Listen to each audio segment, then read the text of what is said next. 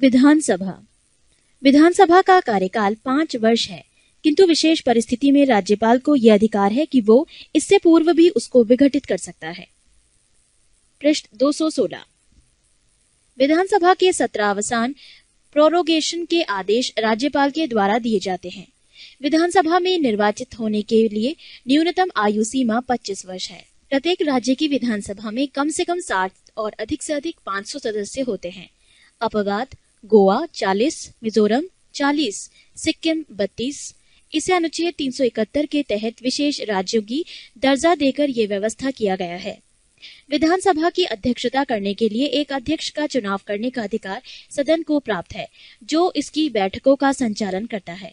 साधारणतया विधानसभा अध्यक्ष सदन में मतदान नहीं करता, किंतु यदि सदन में मत बराबरी में बढ़ जाएं, तो वो निर्णायक मत देता है। जब कभी अध्यक्ष को उसके पद से हटाने का प्रस्ताव विचाराधीन हो, उस समय वो सदन की बैठकों की अध्यक्षता नहीं करता है। किसी विधेयक को धन विधेयक माना जाए अथवा नहीं, इसका निर्णय विधानसभा अध्यक्ष ही करता है। सदन के बैठकों के लिए सदन के कुल सदस्यों के 10/1/10 सदस्यों की उपस्थितियां गढ़पूर्ति हेतु आवश्यक है। विधानसभा के लिए अधिकार और कार्य। 1. विधि निर्माण। 1. इसे राज्य सूची से संबंधित विषयों पर विधि निर्माण का अनन्य अधिकार प्राप्त है। 2. संवर्ती सूची। संवर्ती सूची से संबद्ध विषयों पर संसद की तरह राज्य विधानमंडल भी विधि निर्माण कर सकता है, किंतु यदि दोनों द्वारा निर्मित विधियों में परस्पर विरोध की सीमा तक संसदीय विधि वर्णनीय है। 2. वित्तीय विषयों से संबंधित प्रक्रिया। 1. राज्य विधानमंडल राज्य सरकार के वित्तीय अवस्था को नियंत्रित करता है। प्रत्येक वित्तीय वर्ष के प्रारंभ में विधानमंडल के सम्मुख वार्षिक वित्तीय विवरण अथवा बजट प्रस्तुत किया जाता है, जिसमें शासन की आय और व्यय का विवरण रहता है। बजट वित्त मंत्री द्वारा रखा जाता है। 2. कोई धन विधेयक प्रारंभ में विधान परिषद में प्रस्तुत नहीं किया जा सकता। जब विधानसभा किसी धन विधेयक को पारित कर देती है, तब वो विधानसभा परिषद के पास भेज दिया जाता है। विधान परिषद को 14 दिनों के भीतर विधानसभा को लौटाना पड़ता है। विधान परिषद उस विधेयक के संबंध में संस्तुतियां तो दे सकती है, किंतु वो ना तो उसे अस्वीकार कर सकती और ना उसमें संशोधन ही कर सकती है। 3. विधानसभा द्वारा पारित किए जाने के 14 दिनों के बाद विधेयक को दोनों सदनों द्वारा पारित समझ लिया जाता है तथा राज्यपाल को उस पर अपनी सहमति देनी पड़ती है। 3. कार्यपालिका पर नियंत्रण। मंत्रिपरिषद सामूहिक रूप से विधानसभा के प्रति उत्तरदायी है। जब कभी मंत्रिपरिषद के विरुद्ध अविश्वास प्रस्ताव पारित हो जाता है, तो समूची मंत्रिपरिषद को त्यागपत्र देना पड़ता है। 4. संवैधानिक संशोधन। संघीय स्वरूप को प्रभावित करने वाला कोई संविधान संशोधन विधेयक यदि संसद के दोनों सदनों के द्वारा पारित हो जाता है, तो आधे से अधिक राज्यों के विधानमंडलों द्वारा उसकी पुष्टि आवश्यक है। 5. निर्वाचन संबंधी अधिकार। राष्ट्रपति के निर्वाचन में जितना मताधिकार संसद के दोनों सदनों के सदस्यों को प्राप्त है, उतना ही राज्यों की विधानसभाओं के निर्वाचित सदस्यों को प्राप्त है।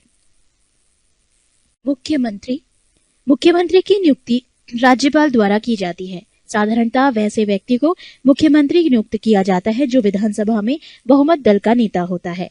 नोट: राष्ट्रीय राजधानी क्षेत्र दिल्ली के चुनाव पश्चात मुख्यमंत्री की नियुक्ति राष्ट्रपति द्वारा होती है और मुख्यमंत्री राष्ट्रपति के प्रति उत्तरदायी होता है।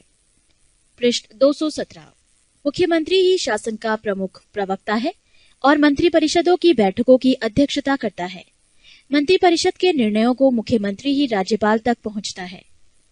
जब कभी राज्यपाल कोई बात मंत्रिपरिषद तक पहुंचाना चाहता है, तो वो मुख्यमंत्री के द्वारा ही ये कार्य करता है। राज्यपाल के सारे अधिकारों का प्रयोग मुख्यमंत्री ही करता है। 23. भारतीय राज्य व्यवस्था में वरीयता अनुक्रम। भारतीय राज्य व्यवस्था में विभिन्न पदाधिकारियों का वरीयता अनुक्रम वारंट ऑफ प्रेसिडेंस इस प्रकार है। 1. राष्ट्रपति, 2. उपराष्ट्रपति, 3. प्रधानमंत्री, 4. राज्यों के राज्यपाल अपने राज्यों में, 5. भूतपूर्व राष्ट्रपति, 5. का उप प्रधानमंत्री, 6. भारत का मुख्य न्यायाधीश तथा लोक सभाध्यक्ष, 7. केंद्रीय कैबिनेट मंत्री, राज्य के मुख्यमंत्री अपने अपने राज्यों में, योजना आयोग का उपाध्यक्ष, पूर्व प्रधानमंत्री तथा संसद के विपक्ष का नेता, 7. क. भारत का रत्न सम्मान के धारक, 8. राजदूत, 9. उच्चतम न्यायालय के न्यायाधीश, 9. क मुख्य निर्वाचन आयुक्त तथा भारत का नियंत्रक महालेखा परीक्षक।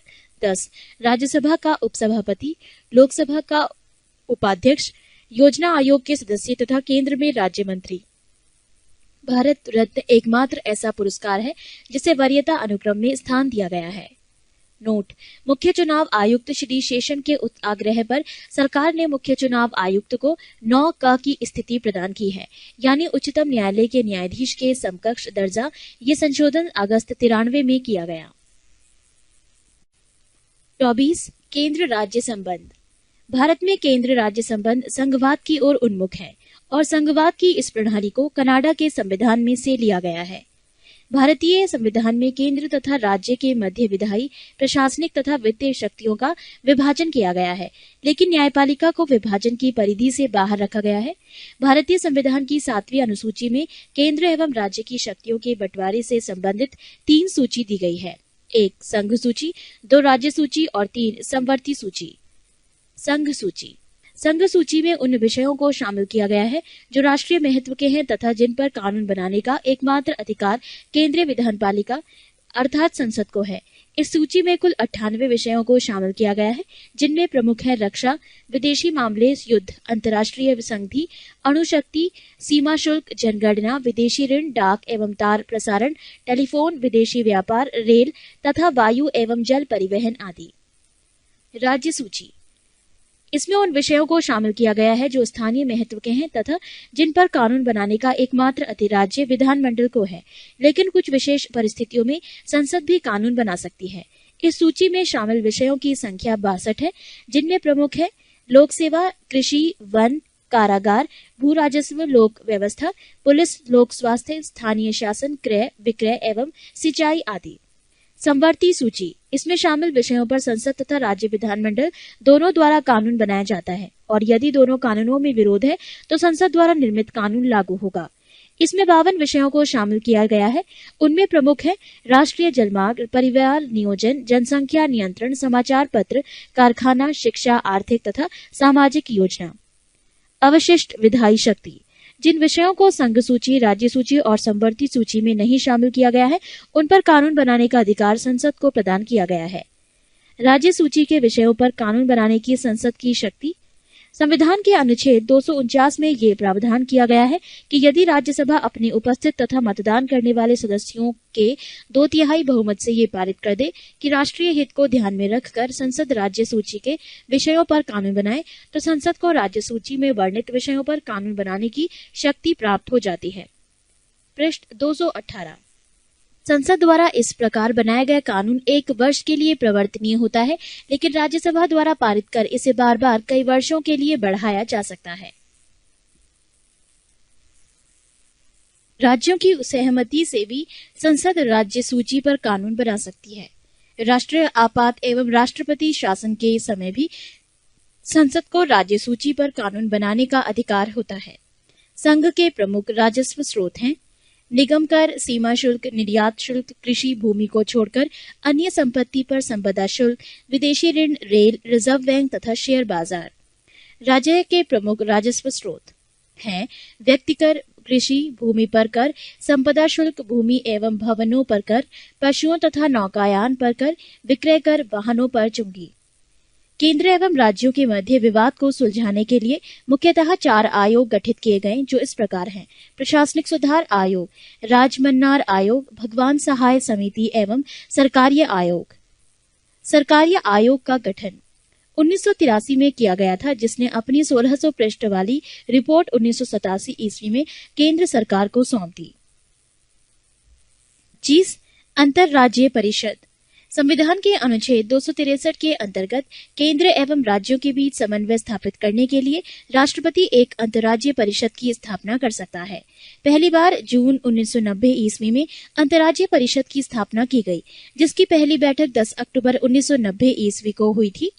इसमें निम्न सदस्य होते हैं: प्रधानमंत्री तथा उनके द्वारा मनोनीत 6 कैबिनेट स्तर के मंत्री,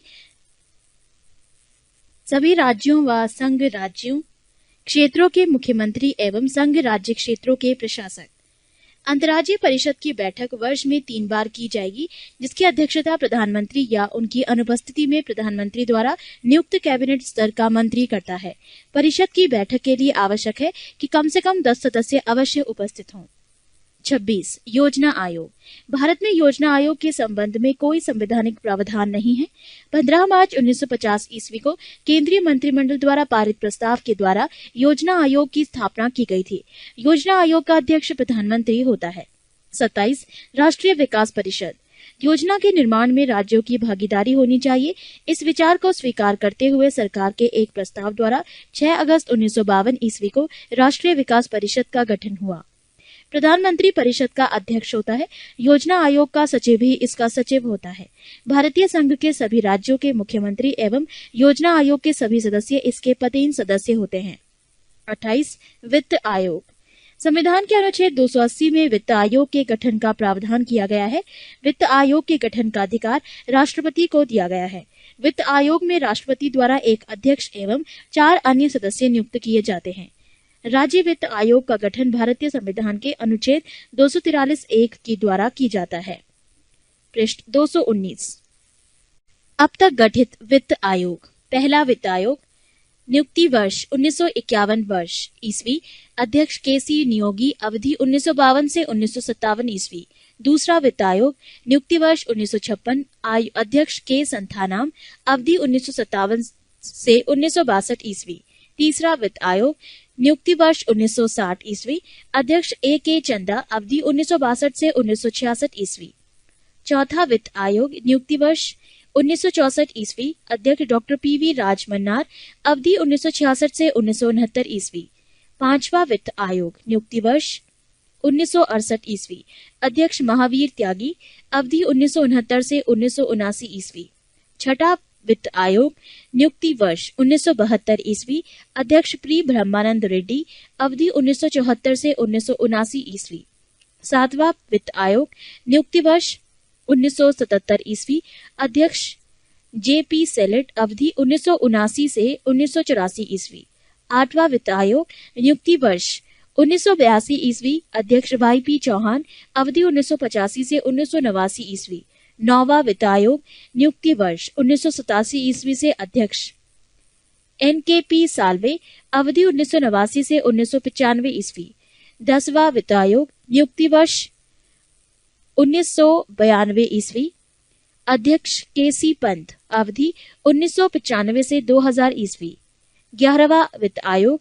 नियुक्ति वर्ष 1998 ईस्वी। अध्यक्ष प्रोफेसर एएम खुसरो। अवधि 2000 से 2005 ईस्वी। 12वां वित्त आयोग। नियुक्ति वर्ष 2003 ईस्वी। अध्यक्ष डॉक्टर सी रंगराजन। अवधि 2005 से 2010 ईस्वी। 13वां वित्त आयोग। नियुक्ति वर्ष 2007 ईस्वी। अध्यक्ष डॉक्टर विजय एल केलकर। अवधि 2010 से 2015 ईस्वी। 29 लोक सेवा आयोग।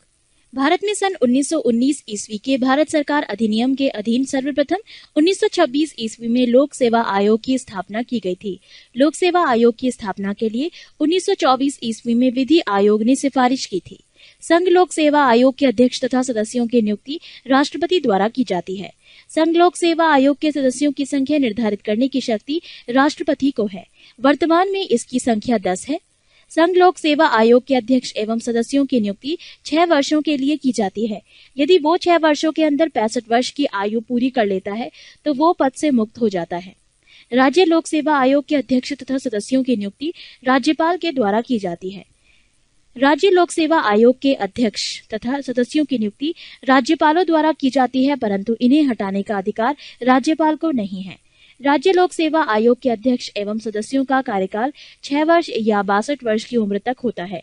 इन दोनों में जो पहले पूरा होता है उसी के तहत वो अवकाश ग्रहण करते हैं, परंतु उन्हें कार्यकाल के बीच उच्चतम न्यायालय के प्रतिवेदन पर तथा कुछ निर्भरताओं होने पर संविधान के अनुच्छेद 317 के अंतर्गत राष्ट्रपति हटा सकते हैं। 30 निर्वाचन आयोग। संविधान के भाग 15 के अनुच्छेद 324 से 329 में निर्वाचन से संबंधित उपबंध दिया गया है।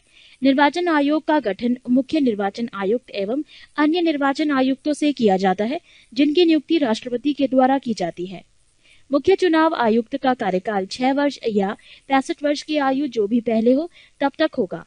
अन्य चुनाव आयुक्तों का कार्यकाल 6 वर्ष या 62 वर्ष की आयु जो पहले हो तब तक रहता है। मुख्य चुनाव आयुक्त तथा अन्य चुनाव आयुक्तों को सर्वोच्च न्यायालय के न्यायाधीशों के बराबर वेतन 90,000 रूपये मासिक एवं भत्ते प्राप्त होंगे। पहले चुनाव आयोग एक सदस्यीय आयोग था, परंतु अक्टूबर 1993 ईस्वी में 3 सदस्यीय आयोग बना दिया गया। पृष्ठ 320। निर्वाचन आयोग के मुख्य कार्य: 1. चुनाव क्षेत्रों का परिसीमन।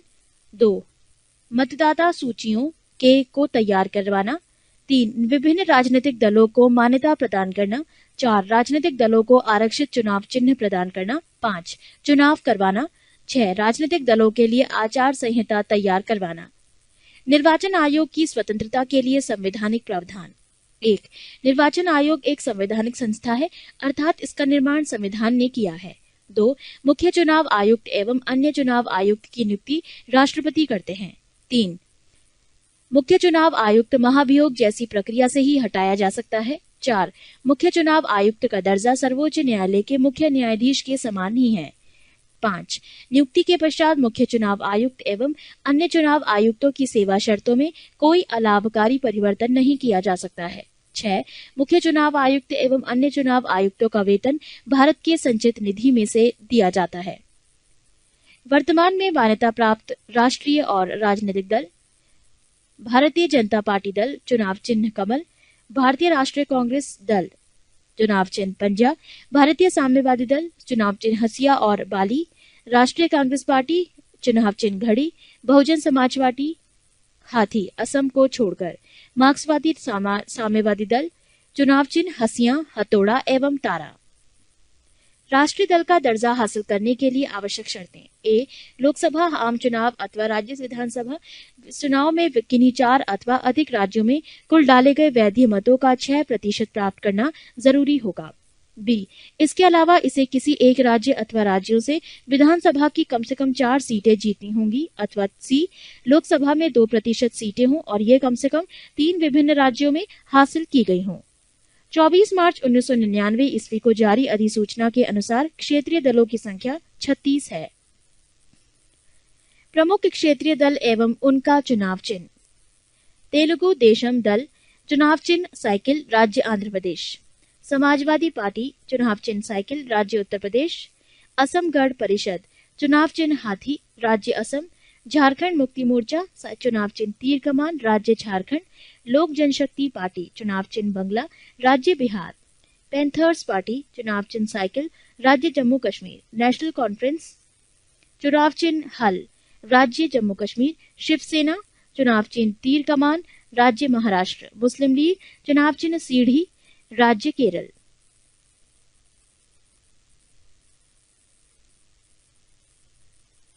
ऑल इंडिया फॉरवर्ड ब्लॉक, चुनाव चिन्ह शेर, राज्य पश्चिम बंगाल। अन्ना द्रविड़ मुन्नेत्र कड़गम, चुनाव चिन्ह दोपत्ती, राज्य तमिलनाडु। महाराष्ट्रवादी गोमांतक पार्टी, चुनाव चिन्ह शेर, राज्य गोवा। सिक्किम संग्राम परिषद, चुनाव चिन्ह हाथी, राज्य सिक्किम। द्रविड़ मुन्नेत्र कड़गम, चुनाव चिन्ह उगता सूरज, राज्य तमिलनाडु पुदुचेरी। नागालैंड, दल पीपुल्स काउंसिल, चुनाव चिन्ह मुर्गा, राज्य नागालैंड। अकाली दल बादल, चुनाव चिन्ह तीर कमान, राज्य पंजाब। जनता दल यू, चुनाव चिन्ह तीर, राज्य बिहार और Jharkhand. Note: electronic voting machine का प्रयोग करने वाला प्रथम राज्य केरल विधानसभा उपचुनाव अप्रैल 1982 था तथा इस मशीन का प्रयोग करके पूरा चुनाव कराने वाला प्रथम राज्य गोवा था। पृष्ठ 221। परिसीमन आयोग। संविधान में परिसीमन आयोग के संबंध में कोई स्पष्ट निर्देश नहीं दिया गया है। अनुच्छेद 82 में प्रत्येक जनगणना की समाप्ति पर लोकसभा एवं राज्य के निर्वाचनिक क्षेत्रों के विभाजन एवं पुनः समायोजन का कार्य संसद द्वारा विहित अधिकारी द्वारा किए जाएंगे का प्रावधान है। 42वें संविधान संशोधन अधिनियम द्वारा संविधान के अनुच्छेद 82 में संशोधन कर परिसीमन पर वर्ष 2000 तक के लिए रोक लगा दी गई थी। 84वें संविधान संशोधन अधिनियम 2001 के द्वारा संविधान के अनुच्छेद 82 और 170(3) की शर्तों में संशोधन किया गया है, जिसके अनुसार देश में लोकसभा एवं विधानसभा की सीटों की संख्या में वर्ष 2026 तक कोई वृद्धि अथवा कमी नहीं की जाएगी। परिसीमन आयोग 2002 का गठन 12 जुलाई 2002 को न्यायमूर्ति कुलदीप सिंह की अध्यक्षता में किया गया तथा इस आयोग की सिफारिशों को केंद्रीय मंत्रिमंडल ने 10 जनवरी 2008 को मंजूरी प्रदान की। नए परिसीमन इसे लोकसभा में आरक्षित सीटों की संख्या बढ़ जाएगी। नया परिसीमन 2001 की जनगणना के आधार पर किया गया है। परिसीमन आयोग में देश के मुख्य निर्वाचन आयुक्त सहित सभी राज्य व केंद्र शासित प्रदेशों की निर्वाचन आयुक्त इस आयोग के सदस्य हैं। अब तक गठित 4 परिसीमन आयोग: 1 परिसीमन आयोग 1952, 2 परिसीमन आयोग 1962, 3 परिसीमन आयोग 1973, 4 परिसीमन आयोग 2002। नए परिसीमन के बाद आरक्षित सीट: जाति अनुसूचित जाति वर्तमान में आरक्षित सीट 79, नए परिसीमन के बाद आरक्षित सीट 85। अनुसूचित जनजाति वर्तमान में आरक्षित सीट 41, नए परिसीमन के बाद आरक्षित सीट 48। अनारक्षित सीटों की संख्या वर्तमान में 410, नए परिसीमन के बाद आरक्षित सीट डैश। नोट: वैसे राज्य जिनका परिसीमन आयोग 2002 के द्वारा परिसीमन नहीं हो सका: असम, मणिपुर, अरुणाचल प्रदेश, नागालैंड एवं झारखंड। पूर्वोत्तर के चारों राज्यों में स्थानीय विरोध एवं अदालतों के स्थगन आदेश के कारण परिसीमन नहीं हो सका, जबकि झारखंड में सरकारी नीति के विपरीत आरक्षित सीटें कम होने के कारण ये परिसीमन पूरा नहीं हो सका। 32 राजभाषा। संविधान के भाग 17 के अनुच्छेद 343 के अनुसार संघ की राजभाषा हिंदी और लिपि देवनागरी है। भारतीय संविधान के अनुच्छेद 344 में राष्ट्रपति को राजभाषा में से संबंधित कुछ विषयों में सलाह देने के लिए एक आयोग की नियुक्ति का प्रावधान है। राष्ट्रपति ने इस अधिकार का प्रयोग करते हुए 1955 ईस्वी में श्री BG खरे की अध्यक्षता में प्रथम राजभाषा आयोग का गठन किया। इस आयोग ने 1956 ईस्वी में अपना प्रतिवेदन दिया। संविधान की 8वीं अनुसूची के अनुसार निम्नलिखित भाषाओं को राजभाषा के रूप में मान्यता प्राप्त है, जो इस प्रकार है: 1 असमिया, 2 बंगला, 3 गुजराती, 4 हिंदी, 5 कन्नड़, 6 कश्मीरी, 7 मलयालम, 8 मराठी, 9 उड़िया, 10 पंजाबी, 11 संस्कृत, 12 सिंधी, 13 तमिल, 14 तेलुगु, 15 उर्दू, 16 कोंकणी, 17 मणिपुरी, 18 नेपाली, 19 मैथिली, 20 संथाली, 21 डोगरी, 22 बूडो। नोट: 1 1967 ईस्वी में संविधान के 21वें संशोधन के द्वारा सिंधी को 8वीं अनुसूची में जोड़ा गया है। 2 1992 ईस्वी में संविधान के 71वें संशोधन के द्वारा मणिपुरी, कोंकणी एवं नेपाली को 8वीं अनुसूची में जोड़ा गया। 3 92 संविधान संशोधन अधिनियम 2003 के द्वारा संविधान की 8वीं अनुसूची में मैथिली, संथाली, डोगरी एवं बोडो भाषाओं को जोड़ा गया है। पृष्ठ 222। राज्य की भाषा। संविधान के अनुच्छेद 345 के अधीन प्रत्येक राज्य के विधानमंडल को ये अधिकार दिया गया है कि वो 8वीं अनुसूची में अंतर्विष्ट भाषाओं में से किसी एक या अधिक को सरकारी कार्यों के लिए राज्य की सरकारी भाषा के रूप में अंगीकार कर सकता है, किंतु राज्यों के परस्पर संबंधों में तथा संघ तथा राज्यों के परस्पर संबंधों में संघ की राजभाषा को ही प्राधिकृत भाषा माना जाएगा। उच्चतम और उच्च न्यायालयों तथा विधानमंडलों की भाषा। संविधान में प्रावधान किया गया है कि जब तक संसद द्वारा कानून बनाकर अन्यथा प्रावधान न किया जाए, तब तक उच्चतम न्यायालय और उच्च न्यायालयों की भाषा अंग्रेजी होगी और संसद तथा राज्य विधानमंडलों द्वारा पारित कानून अंग्रेजी में होंगे।